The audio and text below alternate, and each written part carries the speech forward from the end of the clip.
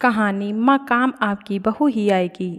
ट्रिन ट्रिन phone की घंटी बजी। करीब सुबह के 9:30 बज रहे थे और रेशमा किचन में काम कर रही थी। उसके हाथ आटे में सने हुए थे क्योंकि उसे उसके पति रवि को टिफ़िन जो देना था। सुबह सुबह सभी गृहिणी की तरह वह भी बहुत व्यस्त रहती थी।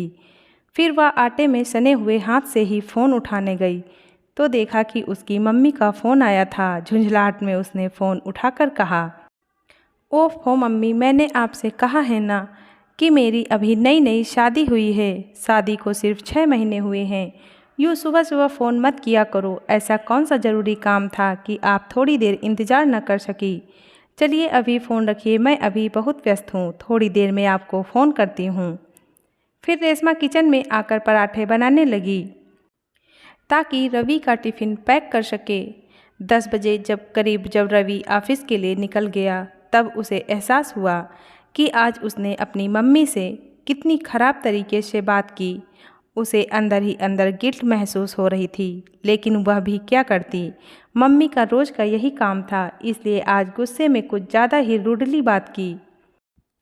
इसलिए उसने जल्दी से मम्मी को फ़ोन लगाया और कहा, माँ आप मुझे माफ़ कर दीजिए, मैं सुबह कुछ ज़्यादा ही बोल गई आपको। तब उसकी मम्मी ने कहा, कोई बात नहीं बेटा, गलती मेरी ही थी। अब माँ प्लीज़ शर्मिंदा मत करो और बताओ फ़ोन क्यों किया था। वो बेटा, तबीयत कुछ ठीक नहीं लग रही, ठंड के मारे सर्दी जुकाम भी ज़्यादा हो गई है और नीचे टहलना भी नहीं हो रहा, जिसकी वजह से गैस भी बहुत ज़्यादा बनती है तो भूख भी नहीं लगती। अब तू थी तो 10 बार तुझे दूध काढ़ने के बाद भी हल्का फुल्का ज़बरदस्ती खिला ही देती थी, जिससे कमज़ोरी महसूस नहीं होती थी। पर अब कौन पूछने वाला है। तब रेशमा ने कहा, मम्मी आपका ख्याल रखने के लिए भाभी है ना, वह आपको पूछेंगी। अरे कहाँ बेटा, मुझ बुढ़िया को कौन पूछता है। मैंने खाया या नहीं खाया इससे किसी को कोई फ़र्क नहीं पड़ता है। लेकिन माँ, मुझे ऐसा नहीं लगता है कि भाभी आपको पूछेंगी नहीं। वो मेरा और तुम्हारे जमाई का भी कितना ख्याल रखती हैं। मैं जब भी पीहर आती हूँ मुझे एक कप चाय तक बनाने नहीं देती, हर वक्त तीमारदारी में लगी रहती हैं।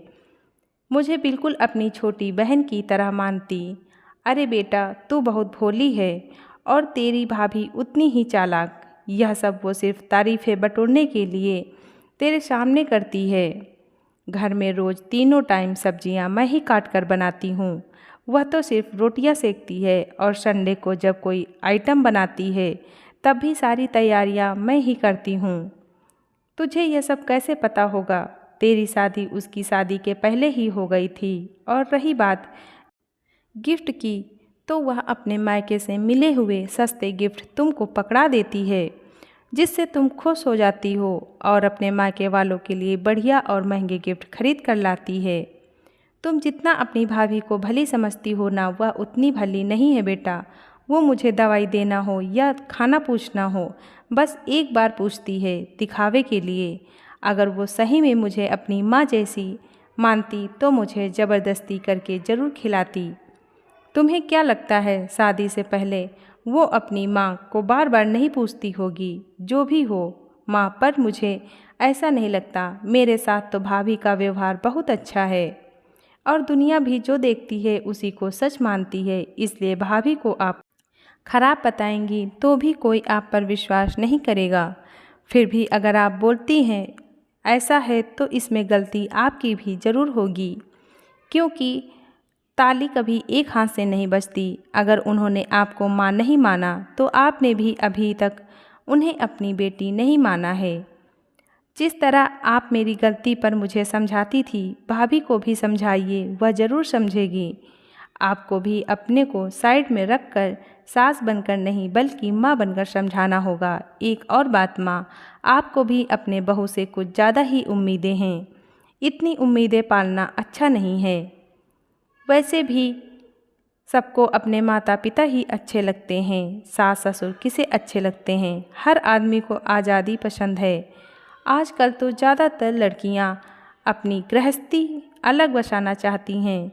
उन्हें सास ससुर कुछ न भी बोले, चुपचाप घर में रहें, तब भी बंदिश लगती है और तारीफ बटोरने के लिए ही सही ननद नंदोई का मान सम्मान करती है। इतना ही भी काफ़ी है, क्योंकि आजकल नंदे भी किसी को कहाँ पसंद रहती हैं। ननद घर आ रही है, काम बढ़ जाएगा ये सुनकर नाक मुँह सिकोड़ने लगती हैं। गिफ्ट देना तो बहुत दूर की बात है, खाना बनाकर रख देती है, एक बार भी पूछती तक नहीं। तुम तो किस्मत वाली हो माँ, तुम्हें तुम्हारी बहू एक बार तो पूछती है। इसलिए माँ मैं तो कहूँगी कि आप अपनी बहू को बेटी बनाकर उसी से तालमेल बढ़ाओ, क्योंकि काम आपके वही आएगी। मैं तो अब पराई हो चुकी हूँ, मुझे अपनी गृहस्थी संभालनी है। देखती हूँ 1-2 दिन में आऊँगी थोड़ी देर के लिए। चलो माँ अब मैं रखती हूँ। धन्यवाद।